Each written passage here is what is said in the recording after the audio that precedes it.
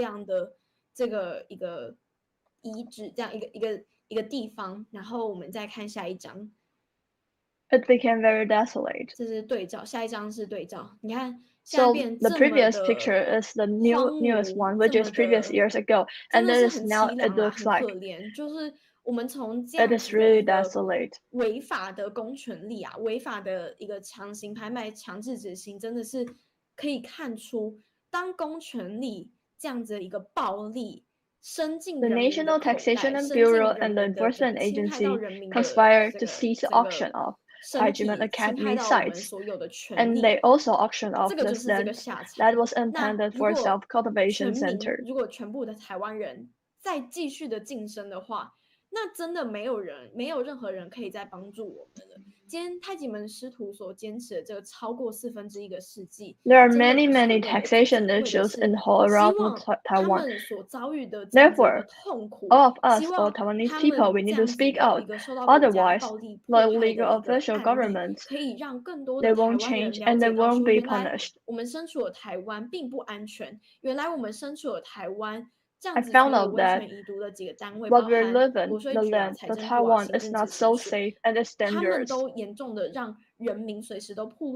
is because many officials make people exposed in the taxation violation dangerous. 我们接下来呢，想要来看一下刚刚看到这3组的这个对照组啊，我们 还有一支影片叫《被耽误的梦想》，我们来看看太极门师徒。Therefore, there will be a video about what happened about the Tai Ji Men dizi and what their youth are being taken away. 当这样子的一个太极山庄违法查封23年，终于被归还了，现在却变成一片废墟。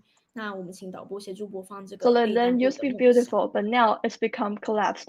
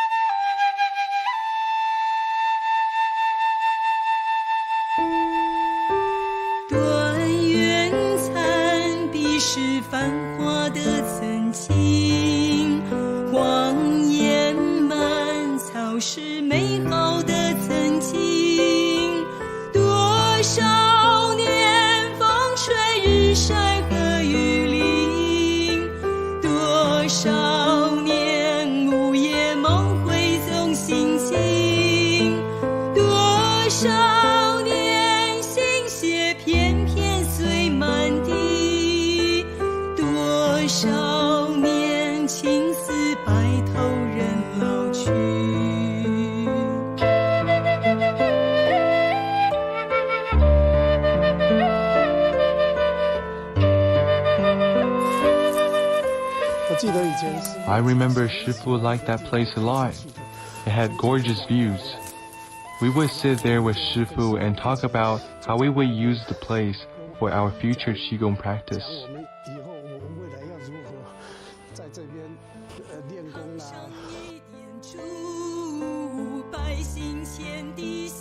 Shimu was very considerate and said, if we get our villa ready, when overseas dizi come back, instead of finding hotels to stay, they will be able to stay in this villa. I can imagine that if this place had been developed according to Shifu's plan, it would have been a wonderful place. Speaking about this, my heart aches. It really aches. Because it's ruined like this. Now we have no way to save this place anymore. But who can restore our 25 wasted years? Who can restore this place for us?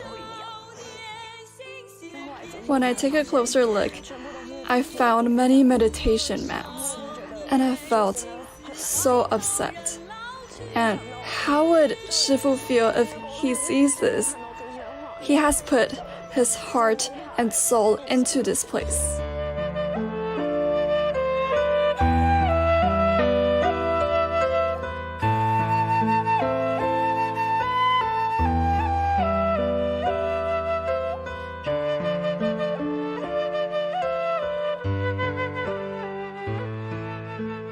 During the first criminal trial, Judge Zhao Ziyong asked Shifu to state his opinion.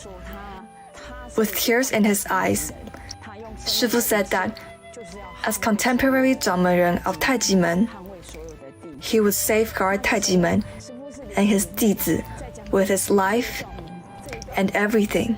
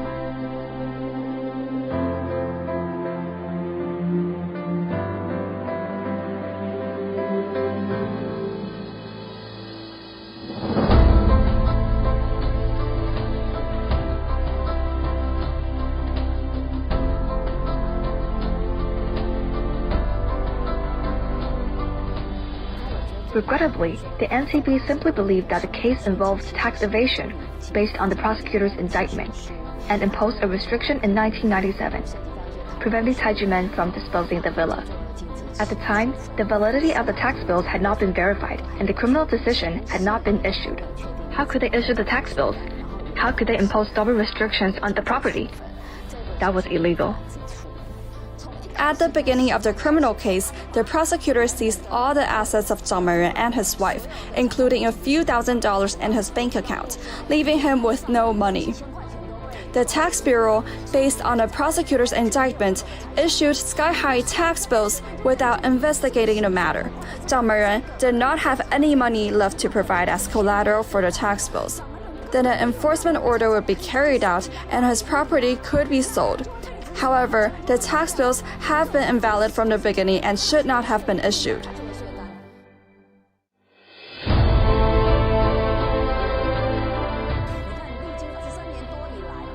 For over 23 years, Zhang Menren and his wife were unable to use this place. This property had been seized for such a long time, but Zhang Menren still had to pay the property taxes. The government had seized the property for over 23 years, and now this house is dilapidated and lies in ruins.